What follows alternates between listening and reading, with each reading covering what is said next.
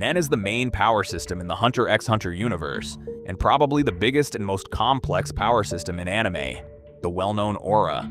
So if you want to know everything about Nen, what it is, how the ability works, the awakening, the basic principles, Hatsu, the aura categories, and advanced Nen, stay for this video, because I'm going to give a complete explanation of Nen in Hunter x Hunter. Let's get into it.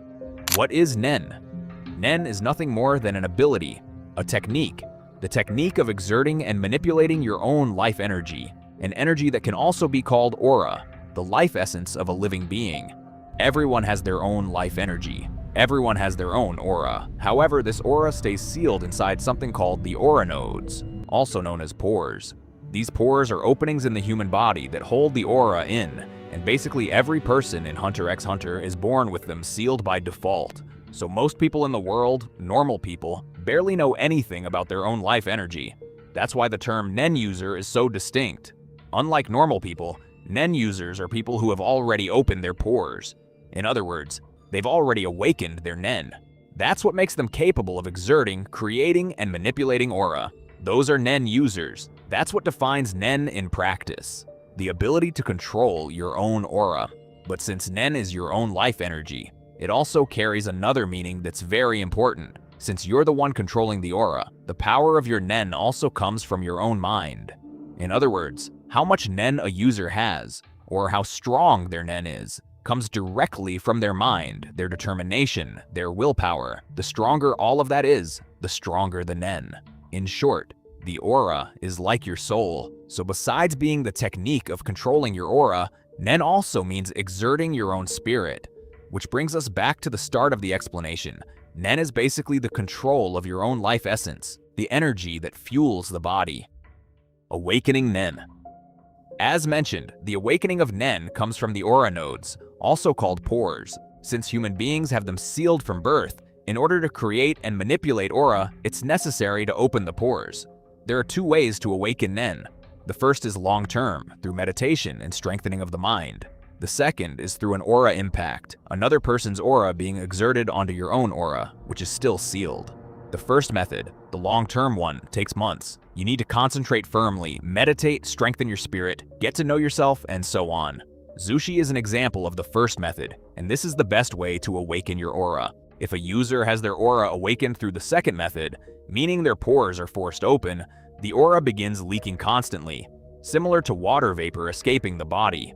As a result, the person starts slowly losing their energy, becoming exhausted, tired, and can even die in the process. To control an awakened aura, you need training and strong will, a prepared mind. So over the following months, the user learns to retain their aura on their own and starts controlling it naturally. That's why the second method is considered a disapproved method. Since a normal person wouldn't know how to control that sudden leaking aura, their life energy would start to burn away, and in the process, the user would die. The first advantage of awakening your aura is that you can see the aura of other Nen users.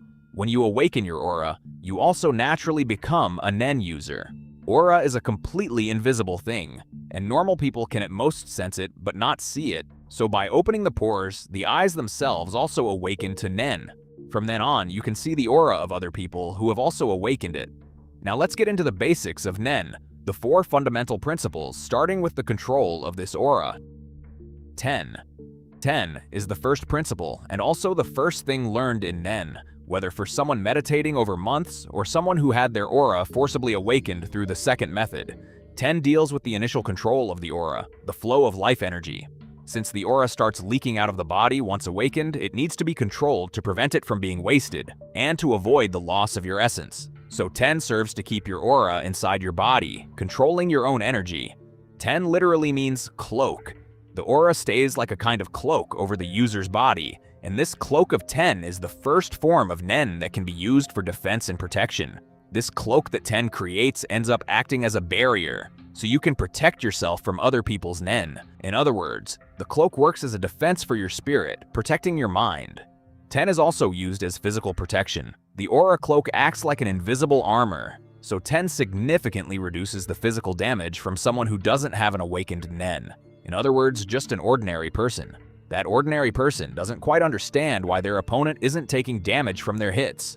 Like when Killua attacked Zushi, back when Killua was still a normal person and Zushi was already a Nen user. Of course, the damage difference is also relative. The stronger the physical damage from the opponent, the stronger your willpower, your aura, has to be to reinforce the Ten Cloak against the enemy's damage. Unlike the next 3 basic principles I'll cover, Ten serves exclusively for this one purpose: keeping your aura inside your body, creating your cloak. And this cloak can be used both as mental defense against another person's malicious aura and as physical defense against attacks. But if the other person also combines physical strikes with aura, then it becomes a collision of aura against aura, and the advantage goes to whoever has the stronger Nen. Zetsu. Zetsu is the second principle. Unlike Ten, which keeps your aura as a cloak on your body, Zetsu means null.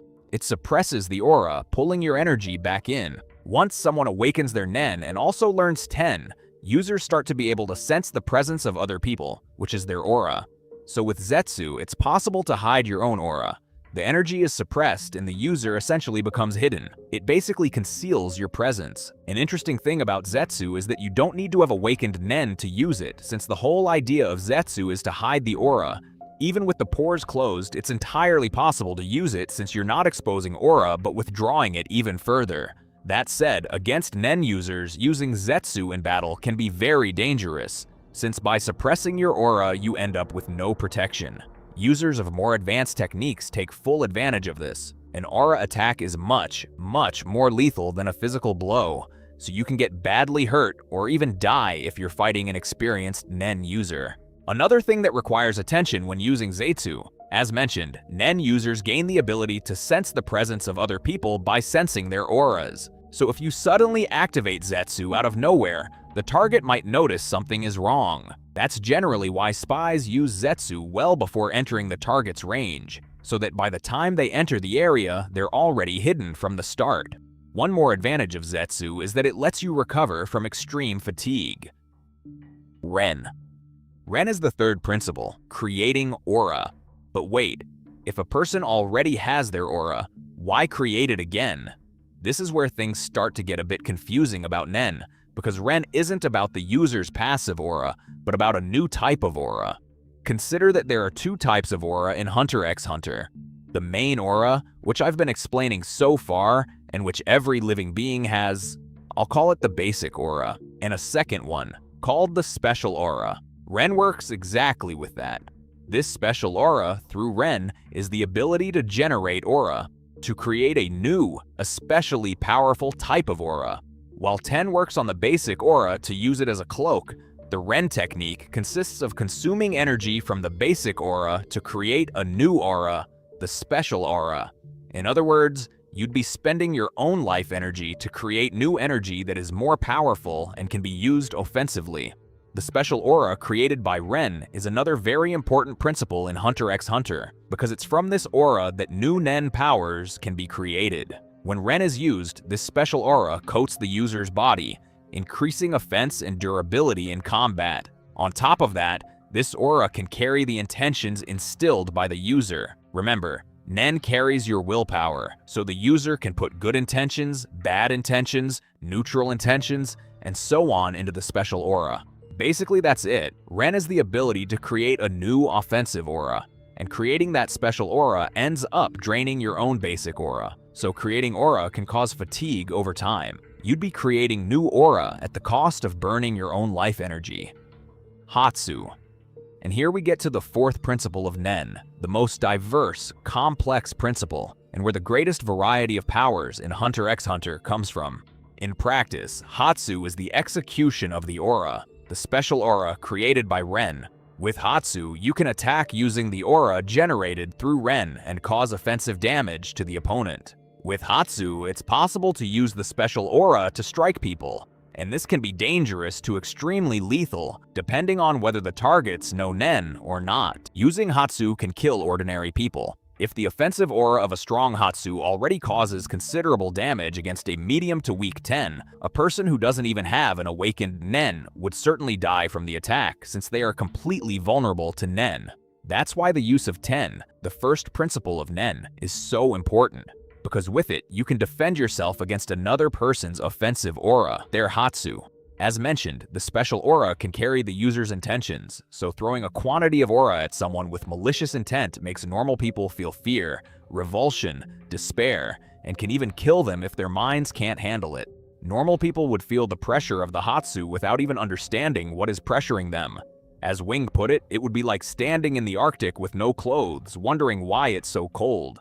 So once again, this highlights the importance of 10. Your aura cloak that protects you from other people's aura, offensive and malicious auras. 10 is like a protection, a defense, while Hatsu is offense. And of course, Hatsu isn't only used with bad intentions. You can also put determined intentions into it, good or neutral. The second time, Wing didn't put any more intention into his aura, and Gon and Killua didn't feel any danger. So the intentions placed into the aura created by Ren and executed by Hatsu vary a lot. Overall, as mentioned, Hatsu is the execution of the special aura. A new aura is created with Ren, and Hatsu is responsible for attacking with that aura, an offensive aura. If you don't defend with 10, your body can be completely crushed. Rounding out the awakening of Nen, it's with Hatsu that the second method of opening the pores is done. A user can force their Nen into another person's body. With malicious intent, it can kill them, but with non-hostile intent and regular energy, it can jumpstart the target's dormant aura. That's how Wing used his Hatsu to release the aura nodes of Gon and Killua, boosting and awakening the boys' Nen. Types of Nen. Now let's move into the more complex structure of Nen, the aura categories. As mentioned, Hatsu is the execution of the aura, but it isn't limited to just striking other people's auras or passing along intentions. It's far more complex than that. Hatsu manipulates the aura however you want, and it's divided into 6 types of Nen, 6 aura categories where each user can have their own individuality. The 6 categories form something like a hexagon: enhancer, also called reinforcement type; emitter, transmuter, also called transformation type; manipulator, conjurer, also called summoner; and specialist. It's very important to memorize this hexagon of categories, because the position of each type matters for the proficiency of Nen, something I'll explain further ahead. To find out which class you belong to, there are 2 methods: the classic water cup test and the lighter personality-based test. With the water cup test, you can guess your category by exerting a bit of your Hatsu onto a leaf floating in the water. If the water increases and overflows, you're an enhancer. If the water changes color, you're an emitter. If the water changes taste, you're a transmuter. If the floating leaf simply moves, you're a manipulator. If impurities appear, or if you summon anything else into the water, you're a conjurer. And if you get 2, 3, or more of these results at once, or something that completely defies these patterns, then you belong to the rare specialist category. You can also figure out your category by analyzing personality. The enhancer is simple, direct, and very determined. The emitter is impatient and easily frustrated. The transmuter is unstable and flamboyant. Manipulators are argumentative and logical. Conjurers are quite serious and observant, and specialists are charismatic and have freer minds. Overall, the water method is the most commonly used way to find out your Nen category. It's the method most hunters use. Enhancement. Enhancers are users suited for close combat. In this category, you tend to do better in physical combat overall. The enhancer reinforces and strengthens what the user already has, so their attack becomes stronger, their defense improves, and regeneration and recovery reach another level. This also applies to Nen itself. Their 10 becomes more durable, granting better protection. With Ren, they produce a much stronger aura, and Hatsu impacts become more destructive. So this category enhances abilities the user already has, even boosting their intelligence, improving their tactics and strategies. That's what Master Wing said. You don't need to create new abilities. Just being an enhancer turns your stats into your weapon. Your resistance can be more durable than a tank, your strength like the blow of a missile. In short, it's a perfect balance of offense and defense. Emission. Emission emitters are more focused on offense, range, and durability. In Nen, this gives the user the ability to emit their aura away from their body. Generally, any Nen user can emit their aura outward, but that launched energy tends to weaken. If you're far from being an emitter, say a transmuter or even a conjurer for example, the emitted aura tends to fall off rapidly, lasting practically nothing. Emitters, however, have an ease with emission. It's possible to separate the aura from the body without losing the consistency of the Nen. So from launch to impact, the aura keeps its potential and the same level of damage. Thanks to this ease of maintaining the aura even separated from the body, the emitter focuses on range and offense, since the strength of the launched aura is literally the full strength of their own nen, which is very powerful. Emitted Hatsu can also be combined with objects and other things, and with mastery of this category, the emitted aura can last a long time. Transmutation.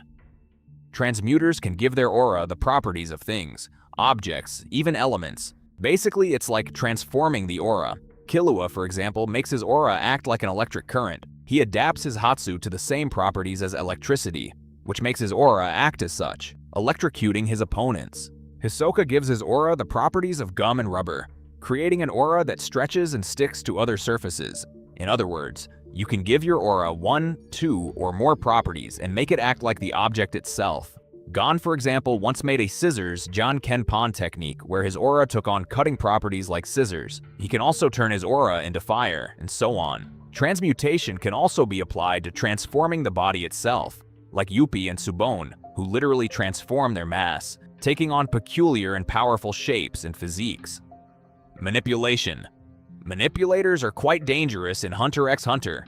You can control objects and even living things with your aura, including manipulating people. The advantage and danger of this category is that you can end a fight instantly just by inflicting your nen to directly control your opponents, subjugating other people's aura, which is extremely overpowered. Manipulators have shown they can control people from a distance.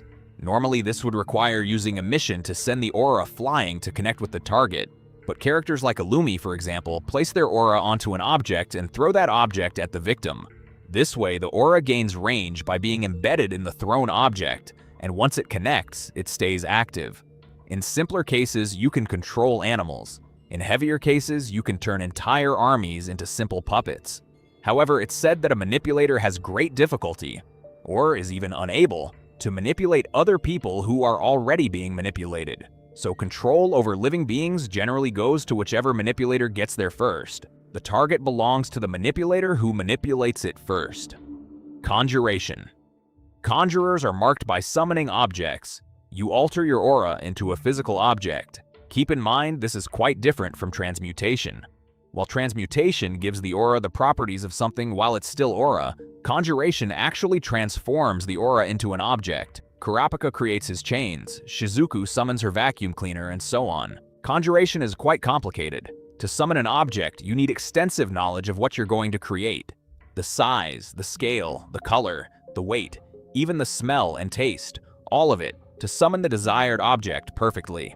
After mastering the full visualization, you train the materialization of the nen, turning your aura into a physical object. In some scenarios, conjuration can be inefficient. For example, there's no point summoning a sword if you can just go buy one at a shop. But one interesting thing about conjuration is that you can attach rules and conditions to the object. This involves the conditions and vows aspect of nen, where you strengthen your nen based on a restriction the user creates for themselves. Kurapika creates chains, but with vows they become so strong that even Uvogin, an enhancer, couldn't break them. On top of other functions Kurapika granted to his object, it's also possible to summon objects like pocket dimensions. Shizuku, for example, creates a vacuum cleaner with a bottomless storage compartment. Conjuration can also be used to fraudulently copy objects, like Castro, who touches an object and copies it perfectly onto his other hand. Conjuration is basically visualization training, turning your Hatsu into a physical object, and unlike the other principles and the other Hatsu categories, conjured physical objects can indeed be seen. So what you summon with this category can be seen by ordinary people who don't have or don't even know about nen. Specialization. Specialization is essentially the leftover category. A specialist can basically have whatever power they want. The specialist class is very rare, but as rare as it is, it's also extremely overpowered. Any nen ability that doesn't fit into any of the previous 5 categories ends up being a specialization in Hunter x Hunter. Kurapika, for example, with his Scarlet Eyes, gains 100% proficiency across all 5 other nen categories at once. Seeing each category individually, that would be impossible, but as a specialist, it becomes entirely possible. Krallo Lucifer can steal anyone else's Hatsu, including even the specialist abilities of other users, simply because he too is a specialist. We also have Nanika, who grants any wish. Specialist is a class that has control over all the Nen categories and can also create powers that are already totally impossible for the other classes, granting wishes, showing people the future, and so on. So any Hatsu that doesn't fit into the other 5 categories is a specialist category Nen. Nen Inclination. In the hexagon of Hatsu control, we saw that the categories are split into 6: Enhancer, Emitter, Transmuter, Manipulator, Conjurer, and Specialist. And every user is born already having their category, like a fingerprint, which you discover through the water divination method. But having your own category doesn't mean you can't use the others on the hexagon. If you belong to one category, your proficiency in it is 100%. The others taper off.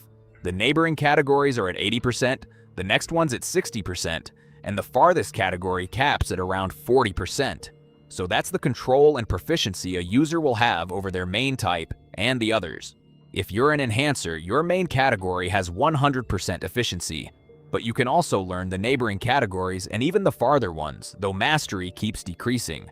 Based on Enhancer, Emitter, and Transmuter sit around 80%, Conjurer and Manipulator around 60%, and so on, while Specialist is always 0%.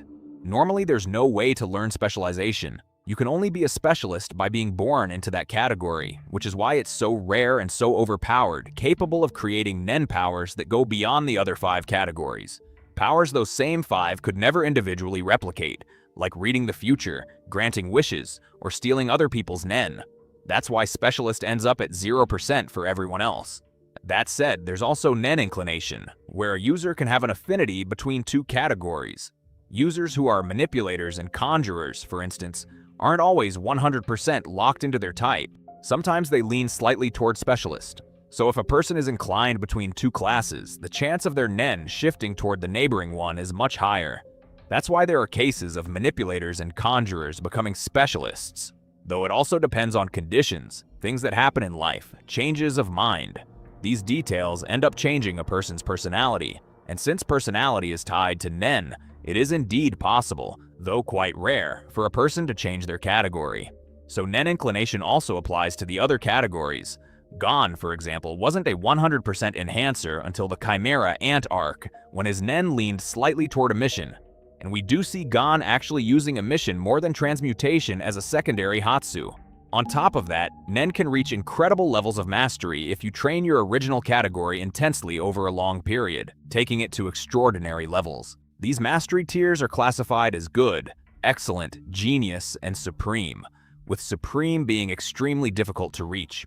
We see adult form Gon as a supreme enhancer, having a massive boost to all his attributes and capabilities, and Nanika is also a supreme level specialist who, as shown, grants wishes, which is absurd. However, these Nen proficiency levels don't mean someone is inherently stronger. A person isn't necessarily stronger than another just for having a genius or even supreme level. It can happen to be true, but essentially these levels indicate the control and proficiency a user has over their Nen, their mastery, their refinement in using aura. Advanced Nen. The advanced forms of Nen are combinations of the 4 principles: Ten, Zetsu, Ren, and Hatsu, which can be combined, blended, and enhanced, creating entirely new uses of aura never seen before, versions that are interesting and also very powerful.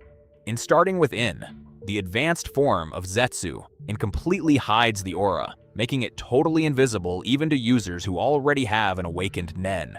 It's an evolution of Zetsu, but unlike Zetsu, which suppresses and pulls back the aura, this advanced form, In, makes the Nen invisible without interrupting the flow of aura.